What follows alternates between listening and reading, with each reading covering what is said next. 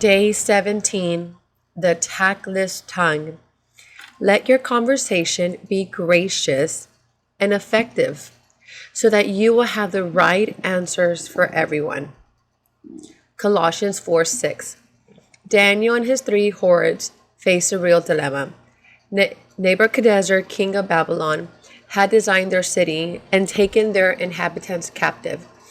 He selected several handsome and intelligent young men of nobility who were to serve in his court once they completed a 3-year trained curriculum. The problem was that the king's nutritional program would require them to violate their strict kosher diet. Without any hint of rebelliousness, Daniel skillfully fitnessed his way out of his predicament. Daniel proposed in his heart that he would not defile himself with the portion of the king's delicacies, nor with the wine which he drank. Therefore, he requested of the chief of the owners that he might not defile himself. Notice that Daniel very tactfully requested permission to follow an alternative eating plan, even though he already decided that under no circumstance he was going to partake of such defiled provision.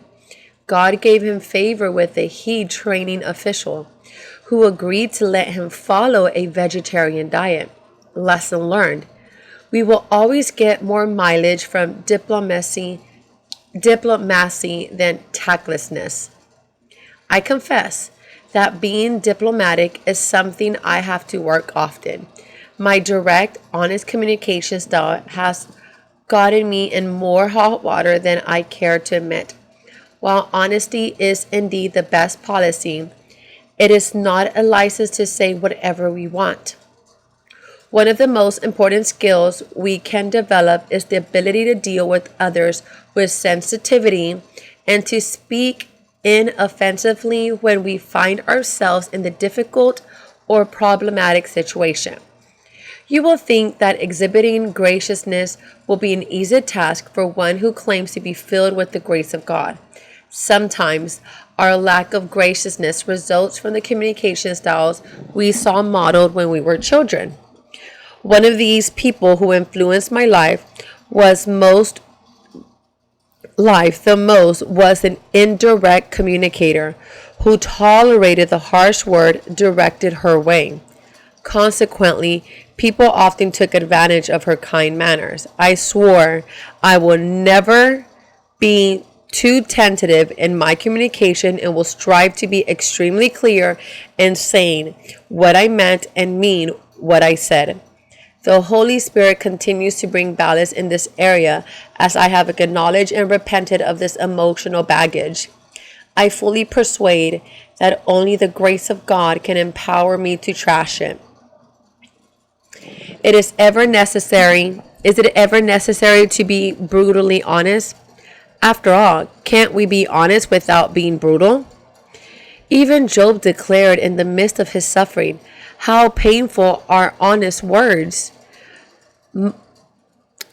Must pain always accompany the truth? The extent to which a person experiences pain from being told the truth depends on numerous variables, including his degree of emotional security, his perceived worth, or his desire to grow. We must understand that extending grace and telling the truth are not mutually exclusive concepts. We can tell the truth tactfully, for the law was given through Moses. Grace and truth came through Jesus Christ. John 1:17. Jesus never allowed him graciousness to prevent him from impairing the truth. What about the mean-spirited truthfulness? Have you ever been intentionally tactless? I have. However, when I reflect on the situation later, I realize that even though I spoke with words of truth, at the root of my action were anger, frustration, disappointment, or retaliation. It was William Blake who said, "A truth that's told with a bad intent beats all the lies you can invent." Of course, it is understood that we must always be quick to apologize for our intentional or unintentional tactlessness. The key is to develop a habit of being tactful in every situation. I heard a story about a woman who went on a business trip and left her husband, Tom, with the responsibility of taking care of their cat and her live-in mother. She called home daily to see how things were going. After the third day, Tom informed her that the cat had eased out of the house a couple of days earlier and managed to climb onto the roof. He had tried in vain for several hours to coax him down. Frightened, the cat had jumped and sustained serious injury. The local veterinarian was doing all that he could for him. Filled with anxiety, the woman called the day to get a status report of her beloved Mimi. Her husband, without finish or feeling, simply told her the cat is dead. She was appalled at his insensitivity. She had to confront it. I can't believe you are so tactless. When I called the first day, you could have said, honey, the cat's on the roof. The second day, you could have said, the cat is at the vet. The things aren't looking good to him. Today, you have said, honey, our cat died. I'm sorry. You are impossible. Having expressed her frustration, she calmly inquired, by the way, how's mother? Tom slowly responded, she's on the roof. Yes, becoming a tactile person does indeed require some practice. Unlike Tom, we may not bat a thousand right away. When we find ourselves about to say something tactless, however, we can do what the Federal Communication Commission sometimes mandates broadcasters to do: delay transmission. We can review the words in our mind and evaluate their impact.